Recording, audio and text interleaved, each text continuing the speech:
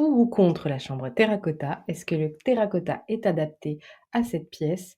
Je vous donne quelques clés et je vous explique tout pour savoir si cette couleur vous correspond.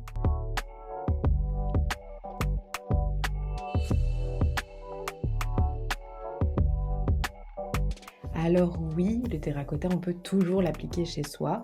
On peut aussi l'appliquer dans les chambres. Elle est intense, chaleureuse, elle est très marquée. Mais attention, elle ne va pas avec tout. Elle ne va pas dans toutes les maisons, ni dans toutes les ambiances et encore moins dans toutes les chambres. Déjà, le premier point important, si vous rêvez d'une chambre douce, apaisante, qui invite à la détente, un petit cocon où se déconnecter, le terracotta n'est vraiment pas votre meilleur allié et je pense qu'il ne vous correspondra pas. C'est un rouge orangé très soutenu avec beaucoup de personnalité et du coup il apporte aussi beaucoup d'énergie à la pièce. Et pour créer un espace apaisant, ce n'est pas forcément la couleur la plus évidente ni celle qui va le mieux fonctionner.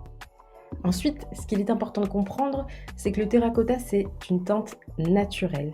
Elle vient en fait de la terre cuite. Il est important de rester dans la même famille d'ambiance, que ce soit en termes de coloris, comme de matière et même de style. Là où le terracotta marche très bien, c'est pour des styles authentiques. Je pense notamment au style ethnique, à l'esprit wabi-sabi, à des ambiances orientales un peu modernisées ou encore des décors méditerranéens chaleureux. Même dans un style rustique, contemporain, ça peut être très beau si c'est bien dosé.